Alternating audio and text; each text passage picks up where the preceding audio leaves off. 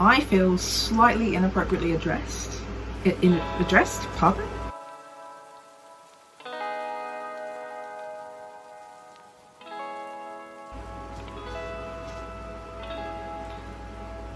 Hi pals, it is me, Artie, they them pronouns only. I feel slightly inappropriately dressed for this video because I mean it is definitely not holiday vibes, but it's still hot. It's still hot, okay? It's still warm. So I had wanted to kind of actually pre-prepare this video, but I couldn't be bothered. Couldn't even be asked. So I'm just gonna do this based off of general thoughts I've had so far, and shows that I can remember the names of. So I wanted to talk about, why do people enjoy watching medical dramas and crime dramas, especially when both of these institutions are low-key pretty fucked. Low-key pretty fucked. Saying it lightly. Yeah, I hope that this becomes something that makes sense. Definitely sometimes it can be difficult for me to remember names of things and people, especially in these programs. This is something I struggle with quite a lot, especially with the short one-off limited series kind of programs, is that I really struggle to remember character names. Like I remember all their faces, but I really struggle to remember their names. So like I'm more likely to remember the characters from shows I've either watched multiple times, watched all the way through, or are like ongoing programs with the current characters and current cast. But yeah, so I'll try to insert images and names and maybe like information here and there for more context to make sense. So I wanted to sort of delve into the reasons why I watch it and why I think possibly other, at least marginalised people would watch these shows. I've noticed that a lot of my chronically ill friends actually do really enjoy watching medical dramas, which, if you understand what it's like living with a chronic illness or a disability, or you know, anything along those sorts of lines, long-term health issues, you know our experiences with medical professionals is often not great. It's not great. So why would we want to watch TV shows or films entirely based around these medical professionals who often just you know, traumatize us? Well, and I think the same can be said for crime dramas as well. Why do marginalised people enjoy watching crime dramas when these shows are entirely based around police staff being portrayed as the good guys, you know? So for me, I have definitely watched a lot of both of these genres. So the things that I kind of currently watch at the moment are Casualty is an ongoing one that I've been watching with my mum for years. Grey's Anatomy is one that I've been watching by myself for years. So many people I know watch that. I used to watch House MD. I loved that show as well. I don't know what other medical shows I do watch. I have watched a few others, like The Good Doctor. I think Private Practice I watched a bit of, which was a spin-off from Grey's Anatomy. I'm sure there's more. I have also watched a few films as well that are around those things. Oh, I also watched that This Is Going to Hurt, which was also the main character sucked, my dude. I think that's kind of why I like to watch it, because it was like, hey, some of those doctors are dicks. I've watched a few things sort of long term or to its entirety when it comes to medical dramas. When it comes to crime drama, crime drama just has a lot of mini series. So I've definitely watched a lot more of the different kinds and from different places. I prefer to watch British crime drama, which also has more like links into this conversation as well. I've been watching Grace, based in Brighton. The books were also based in Brighton too, apparently. Oh my god, I'm gonna forget all of the names of these shows because they don't really air all year round. They kind of come up once or twice a year. Oh, this one's just showed up on the search. It's one that I'm rewatching. So Life on Mars and Ashes to Ashes is one that I've been rewatching and I love a lot. But that is also like verging into like a little bit sci-fi, because it's not, it's kind of campy and it's based on like an alternate universe of a space between life and death. So it's not exactly the typical crime drama, but that also has some aspects to what I will be talking about. I tried to watch Death in Paradise, could not watch that. I also started to watch Spooks recently, which is a really old show. Apparently my mum used to watch it when that was like actually airing on TV. But I don't know if I can watch it any further, because it's just like, it literally killed off or got rid of all of the 3 main characters that you are introduced to and made to like at the start. And I'm just like, my dude, no. 2 out of 3 got to move away and have new lives and, you know, leave on their own terms. And then he killed the black guy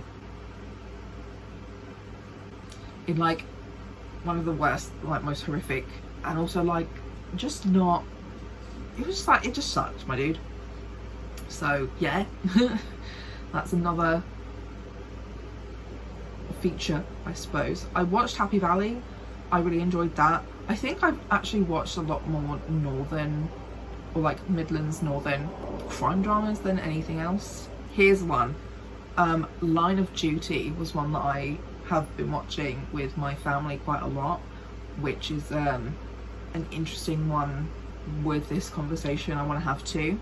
So Line of Duty is about investigations done by AC12, who are an anti-corruption unit. So they are police who investigate police for corruption,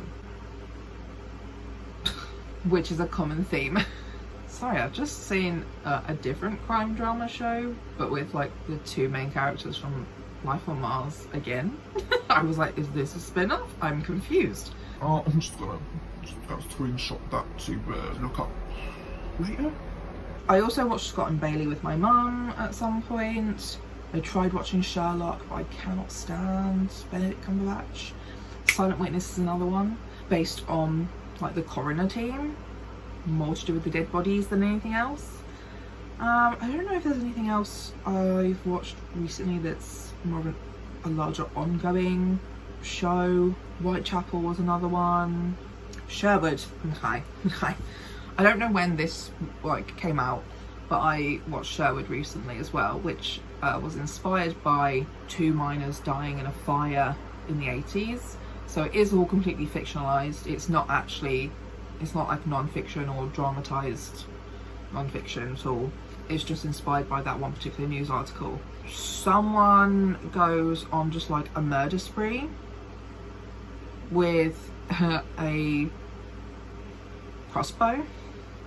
I think this was in Yorkshire, because he's discovered all of these secrets that people have been hiding over those years, and how badly people have treated each other and him and blah blah. So the general plot of that one as well is that actually everyone who lives in this little village or town is very untrustworthy of the police, and have been ever since the 80s miners' strikes. Okay, so with a few with a few shows listed and specified, why do I like to watch these shows? Okay, so when it comes to both of them, generally it is almost like a fantasy escapism. When you live in a world where actually your life is at risk all the time from these particular institutions, watching these shows is definitely like a break from reality, even though it's meant to be based on real life, or like you know, it's meant to be more realistic than fantasy. But when you are up to date with politics and are within or speak to or educate yourselves on marginalised communities of different kinds, you will see why both of these institutions are very difficult to trust in real life. And being able to watch a show where usually the main character is either like a police officer or a member of police staff of some kind, or in the medical field a doctor or a nurse, or sometimes even a carer in some circumstances, like in the film that Jodie Comer did in COVID. You know, watching shows where these people are the protagonist and meant to be the good guy and are fighting against the fucked up systems that are in place, because they get pointed out quite a lot, have to deal with the struggles of being that kind of person. So like in Line of Duty, the police always fucking, like the rest of the police that they have to go around and like investigate, always fucking hate AC-12. It's like, I don't understand why you would hate them unless you're dodgy, mate, you know? So like, for those characters, you can see that their morals come above being liked in importance to them. Or when it comes to medical programs, because that's basically what House MD was built off of, was just coming across a weird medical case and doing everything possible to find out what was wrong with this person. And that also happens in Casualty a lot, that happens in Grey's Anatomy all the time. You know, and that's sort of like the chronic illness dream, is that one random day in A&E, a doctor who cares and has the time and the education and the will and the research abilities to like find out what's wrong with you and put all that work and time into you, and advocate for you, you know. So that's why these shows are more of a fantasy world. But it's like a nice, it's not dream sequence, but like wish fulfillment.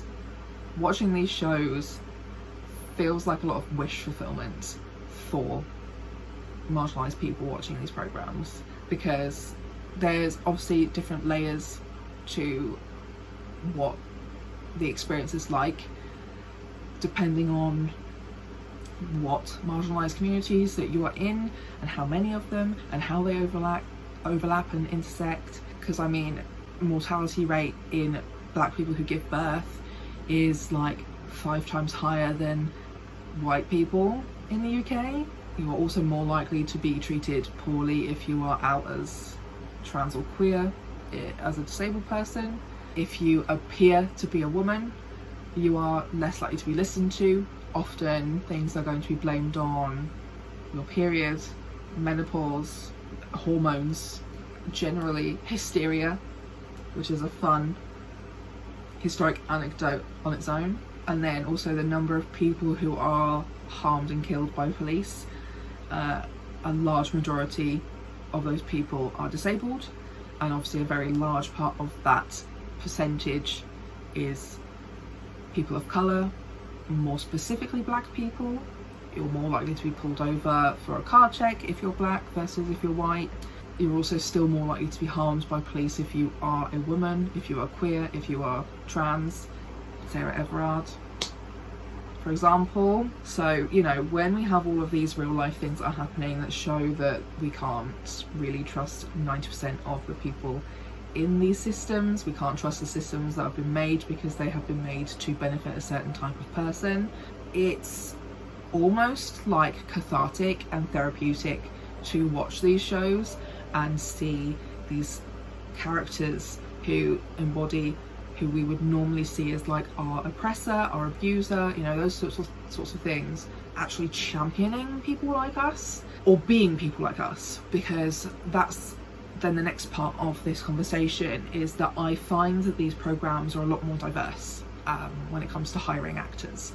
Silent Witness had Clarissa, who was a power chair user.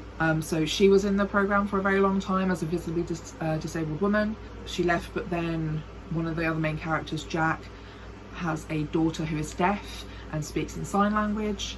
and he learns sign language to be able to actually communicate with her, or learns enough to be able to communicate with her. They also have, I think now, I can't remember her name, I can't remember the character's name, but they now have a black queer woman on the show who was in Casualty. Like, they tend to use a lot of the same actors across medical dramas and crime dramas, but also within their own sections too, because a lot of them tend to have spin-offs. So like Casualty had Hobby City as well, so they were kind of connecting TV shows. Yeah, so there's a better selection of representation across the board, really.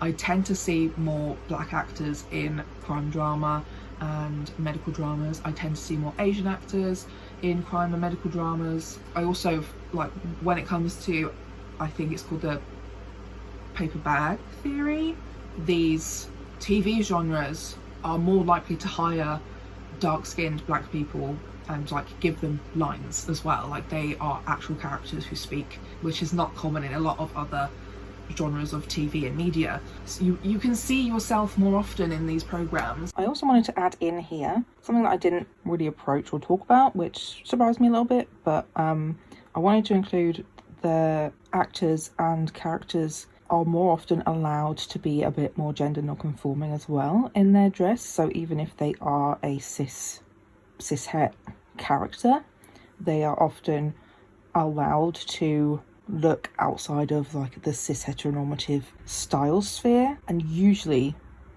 that's white women having more traditionally masculine looks or shorter hair and things like that, but occasionally it is also allowed of characters of other ethnicities, and also sometimes they are trans characters. So I just wanted to add that in there as well as like another way people can see themselves on screen, is that there is also a bit more variation in character styles that are allowed to be featured. And as well, with the longer standing shows that have been going on for years, I've also noticed that they tend to include a sexual fluidity for a lot of their characters. There are a lot of characters that may have come across as straight in the first season or two of knowing them, but often they either find themselves and realise they are queer, or it's something they've always known, it just wasn't part of the story yet. So two really good examples I find in Grey's Anatomy, actually like three maybe I guess, is Callie. I would also say Teddy as well had a really interesting story that I really enjoyed watching and finding out about. Would also include Amelia. She was very adamantly straight until she met this new non-binary doctor. And this is just Grey's Anatomy. It's definitely happened in some of these other shows as well that I've watched. And I just appreciate that they have included those kinds of nuances, that it's not always as straightforward, pun intended. Casualty and Grey's Anatomy also tend to show conditions that are not regularly seen in other TV shows or whatever, and actually can kind of give a bit more of an inside look at what it's like for those people to access treatment and what treatment can be like and how horrific that can be. Actually, my rare disease Takayasu's was mentioned in House MD. Very poorly though. It really got overshadowed by the fact that they removed half this man's brain. And then as well in Casualty that I can remember, and a few times in Grey's Anatomy, there have been disabled doctors, mentally ill doctors as well. So I think at the moment Dr. Hardy in Casualty is he has Huntington's, which is a progressive condition.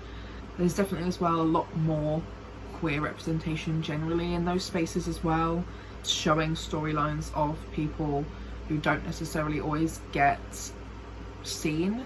There have been trans patients in Casualty over the last couple of years. There was, I can't remember his name either because it's been a while, but there was a black paramedic who was pansexual, which is again not very commonly displayed.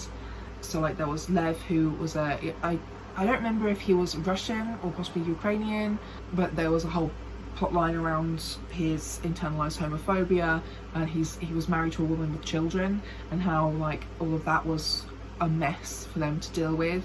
You know, these programs still do a lot of their characters dirty. Like, they get killed off in a lot of ways, or they get sent to greener pastures. Like, that's one thing I've noticed in Casualty a lot, is that they'll have like a token queer character for a while, and then they're like, oh, and they run away happily ever after, or that's it. So it's like either a bury your gays or like send your gays off. You don't often actually get to see the queer characters for very long.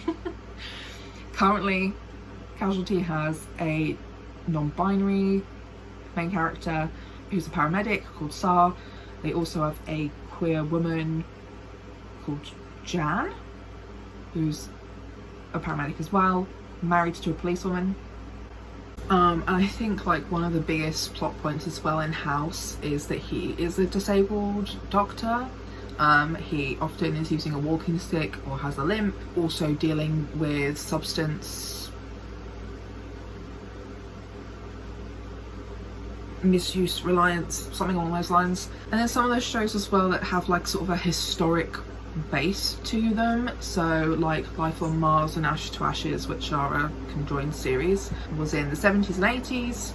Sherwood obviously had its history based in the 80s as well, even though it was mainly in today. And I'm sure there's loads of others that I could mention here too. They often have storylines relevant to that time period, and actually both crime and medical dramas tend to, are the ones that continue going, like Casualty and Grey's Anatomy and Silent Witness. Things like that tend to use things that are actually happening, like been happening in real life in real time, for storylines and episodes. They do bring like real lived experiences to probably a whole new audience, because I think there's a large part of the audience of these shows are cis-het, white, non-disabled people who have no idea of what these experiences are like, showing them what it's like to go to a doctor when you're not that, what it's like facing a police officer when you're not that, you know, things like this, for example. So one part of it is like, hey, it's nice to finally see parts of yourself on screen and not constantly in a negative way. My hip fucking hurts. Yeah, because a lot of these stories are actually just sort of showing the real humanity in these personal experiences. Like, there's often anything based in the 80s will include stuff around HIV and AIDS when it comes to queer characters. If it comes to the miners as well, it will come, like, Sherwood also had links to disabilities that were either related to mining or just because. And these shows quite often can actually do quite a decent job of actually destigmatizing some of these experiences, and destigmatizing being in these communities, like being disabled, being queer, being trans, being a person of colour, or being of a different religion that is not Christianity, and more things. Of course, there's so much more that can be delved into, but I've already talked a load of shit for a while. I don't know if any of it made sense, so here we are. So like, even in shows that are made for people like me, a lot of them are few and far between, played by people who don't have that experience and do kind of a shitty job at performing it, or are written by people who have not had those experiences and have done a pretty shitty job writing it. You know, things like Atypical, I was very divided on, because I felt like the queer storylines were really nice and really well created, and whilst I did relate to some of the autistic things, there's a lot of it I was not enjoying how that was handled there. Same with The Good Doctor, with the autism in the medical field. But I mean, that's also one of the first examples of a disabled doctor, an autistic doctor. So hopefully it'll get better. Yeah, and there's just very few of those shows kind of being created in England. I think the few that come off the top of my head are Heartstopper, which is definitely for kids. Well, it's not for kids, but it's definitely aimed at a younger audience, which is fine. Skins when I was younger. Sex Education is quite a good one. It's a Sin, you know, but like there's just not a whole lot of them, in the way that it seems America has a lot more like main trans characters in things, like whatever that TV show was where one woman played millions of clones of herself. Yeah, like I feel like a lot of those kinds of shows tend to be only available for teenagers or in like a historic context, because I don't think we have like a version of the L word here, you know? If we do, then that's my bad, and that's me being silly and not knowing about them. But you know, a lot of adults get like shows just about being adults or being families, and America seems to have a better diversity in that sense, where most of our diversity in England is in these particular genres, it feels like, or in like young adult teenager TV shows. So it can be really nice to be watching these programs of seeing like, I don't know, like a black police officer, and he's, you know, actually one of the good guys and trying to do his job properly and gives a shit about people, or like seeing a disabled doctor who is making their other colleagues learn more about how they should be better as doctors and treat disabled people, you know, seeing people like us in ordinary settings like that, but also in those settings that tend to be some of the most scary and traumatizing as well for us, but where things for the most part end quite well for a lot of these characters.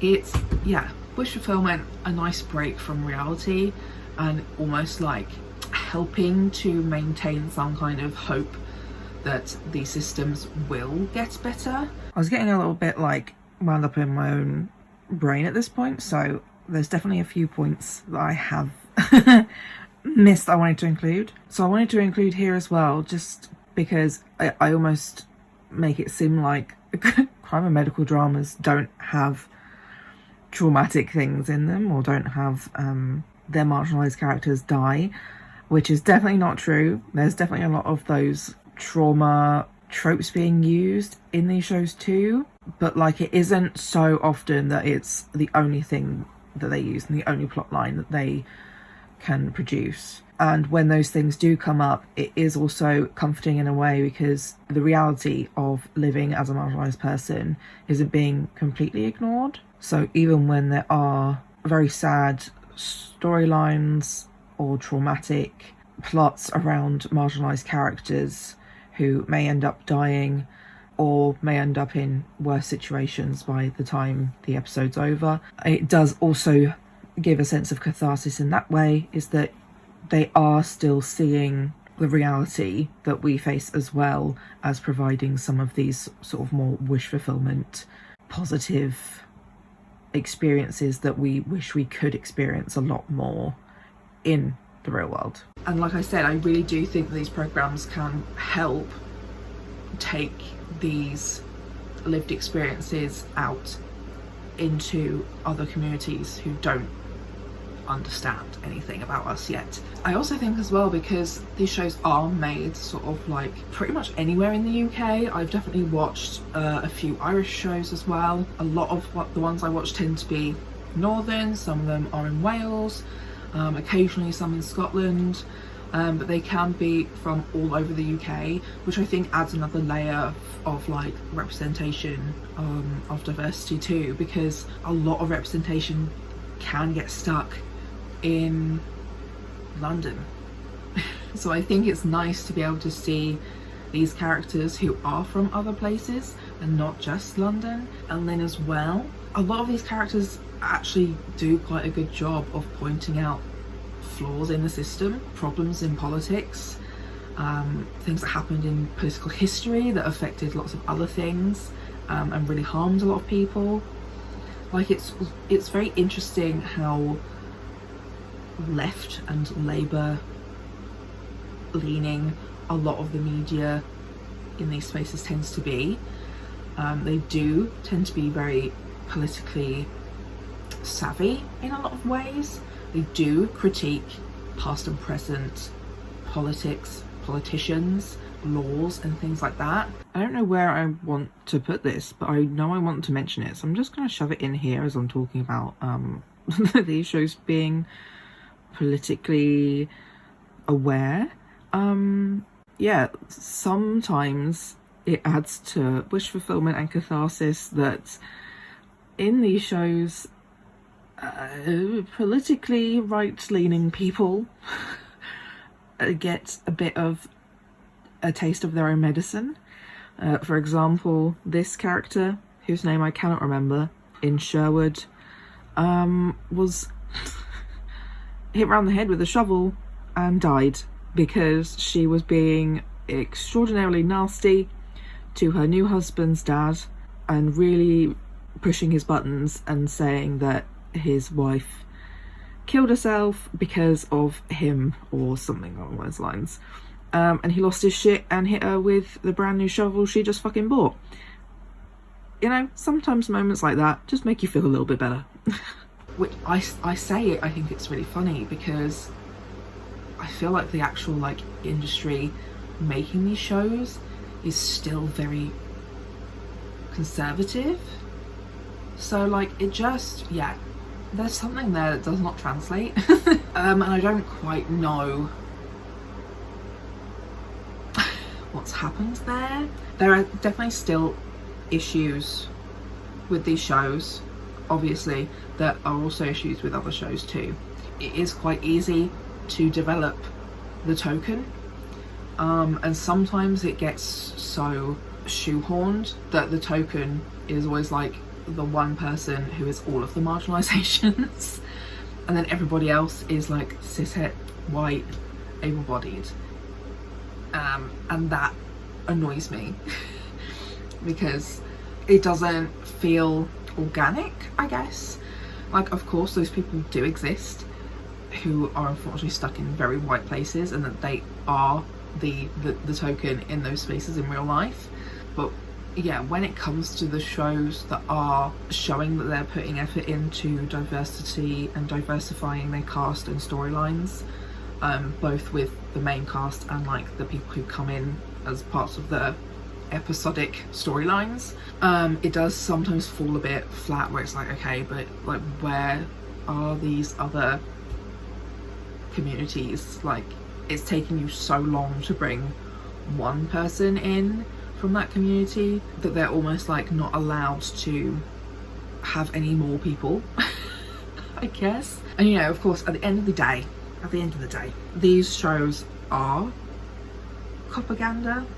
These shows are, I don't know what the official term for it is for medical shows. Docaganda? Yeah, I can't find another word for this. Medaganda? Docaganda? I don't know, but like these shows at the end of the day are propaganda for these systems. So like, for people who don't have the lived experience of any marginalised community, it is very easy to take these shows as fact of how things just do work, when 99% of the time it does not work that way. It is maybe like a fraction of a percentage of these staff members and systems who are like what we see in these TV shows. You're seeing these police officers giving a shit about disabled people, giving a shit about people of colour, giving a shit about racism, giving a shit about sexism, giving a shit about xenophobia and, you know, all these other things. The same for the medical field, seeing these doctors and nurses giving a shit about these small symptoms and giving a shit about the overlapping communities that you belong to having effects on your well-being and ability to take care of yourself and stay safe and blah blah blah. It's a lot easier for people to see that and think, oh okay, yeah, that makes sense, rather than listening to real people's experiences. Because, you know, even reading the news or watching the news, those things are not super accurate on what happens. And I feel like quite a lot of people actually do know a police officer or do know someone working in the medical field nowadays. Like, the world is pretty small. I feel like we do know real people working in these fields who either are the bad people or are the people trying to be and do better in a shitty system that is very fucked. Yeah, you know, it's just been something that's been playing on my mind for a while, of like, hey, obviously these shows are meant to make the police and medical staff, police staff, blah blah, look really good, or at least look better, and make the bad ones seem like a minority. But I wanted to talk about from a marginalised viewer's perspective, where, you know, I do watch these programs knowing this is not the reality, knowing that it is propaganda, knowing those things, but still wanting to watch and enjoy them, because a lot of it centres around lived experiences that can be really difficult to mentally work through, and sometimes being able to see or access media that does work through similar things or the same things can really benefit mental well-being. And like I said, it's like an escapism in a lot of ways for a lot of people, because it's like, wow, let's just pretend my doctors are like this. Let's just pretend that if that happened to me, police would do anything. And like, of course, a lot of the time as well, many of these main characters do things against rules for the benefit of the patient or the benefit of solving the case, even though that's against the rules or illegal or whatever they're doing, which, you know, does not happen in real life, to put it simply. That's not how it works. No, that will not happen. Because much like most other systems most of us are in, the rules don't make sense, the rules are pedantic, there are lots of hoops to jump through, whether you're working in the system or unfortunately having to go through the system for other reasons. I don't know if there's any more points I have to make on these shows. I think as well, the last factor for me when it comes to like medical dramas specifically is like familiarity of the place and the language being used. Being a chronically ill person often means you do a lot of your own research and you have to learn how to translate medical language and jargon into plain language, pretty much something that you can understand so that you can advocate for yourself better, to access care that you should just be fucking given. But unfortunately that's just not how it works. So I think as well, having that familiarity of the people on the screen who are like us, but also the familiarity of the environment can be quite comforting, especially if you're going through a time where you are really struggling to trust those people working in these institutions, because I feel like that's definitely very, very common among my chronically ill friends, and watching things like Grey's Anatomy and whatever else.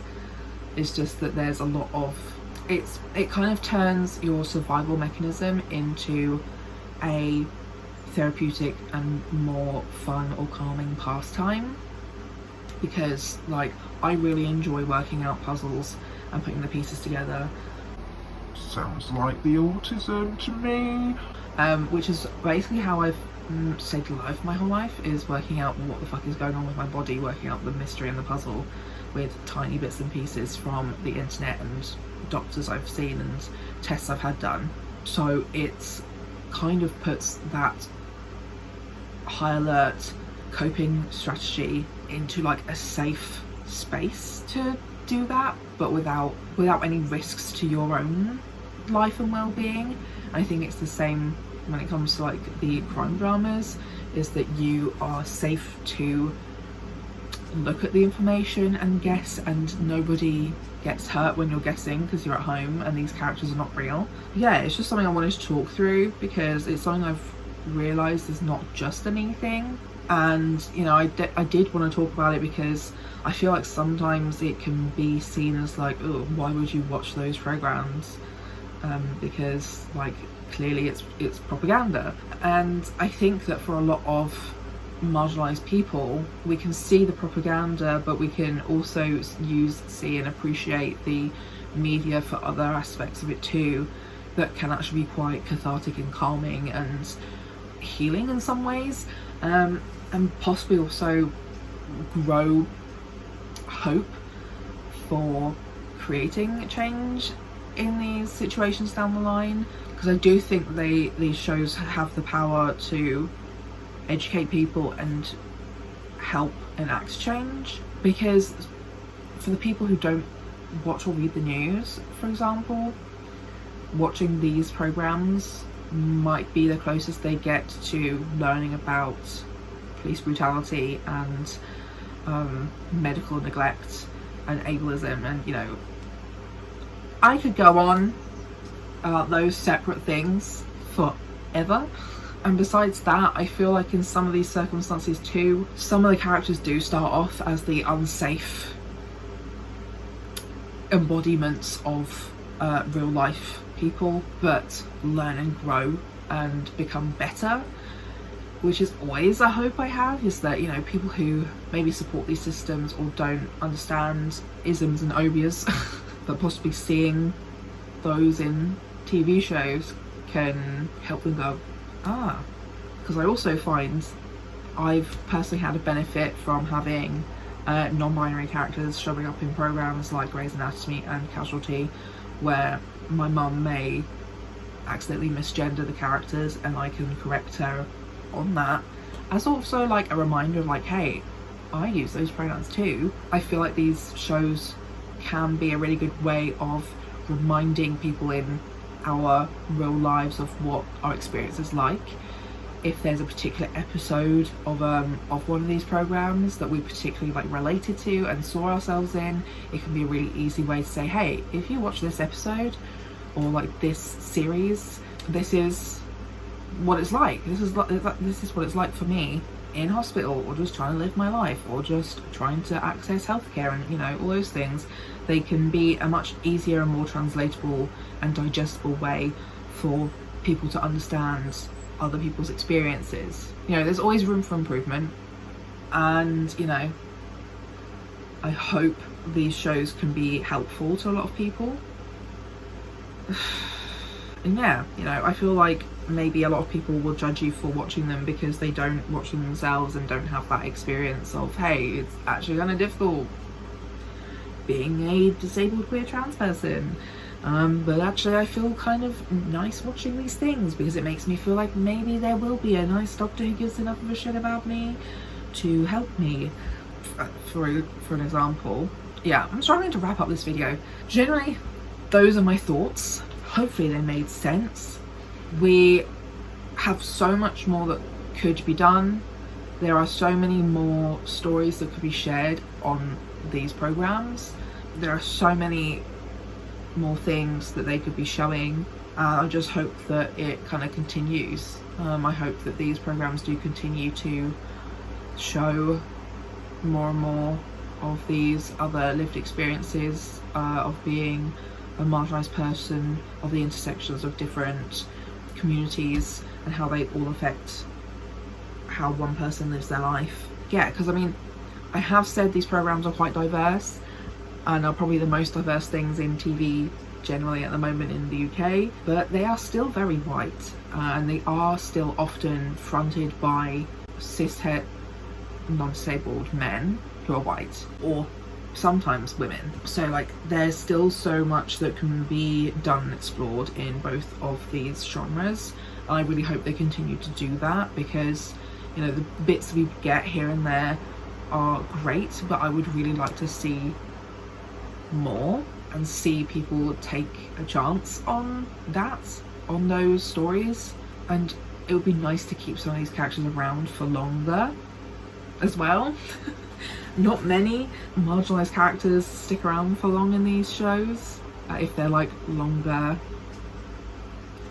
expanding shows. So yeah, who knows? Those are my thoughts as a viewer, those are my thoughts as a marginalized person, those are my thoughts as a media enthusiast and analyzer, and also my thoughts as someone who has wanted to be in the film and TV industry in different capacities, I suppose. I'd love to hear what you think. What are your thoughts? What shows do you watch that are kind of weird comfort shows to people when you tell them that they are comfort shows? Because also one of my recent ones was 6 Feet Under, and that's literally about a funeral home. Yeah, drop me some recommendations as well. I mainly prefer British media, but I will sometimes watch American media too. So yeah, 6 Feet Under was American, Grey's Anatomy is American, Private Practice. I don't really enjoy American crime drama much, because that one feels a bit too propaganda-y. Although Veronica Mars, that show was a banger back in the day. So yeah, leave me your recommendations. What do you think I would like to watch based on what I've said today? Let me know your thoughts. Don't forget to like the video, subscribe to the channel if you want to see more from me. Let me know in the comments as well if you would like to see more of me talking about things like this. I don't know what I'm doing. I've been sat here for so long, my back hurts. And it's time for food, so I'm gonna go. Yeah, and I'll see you next week. Bye.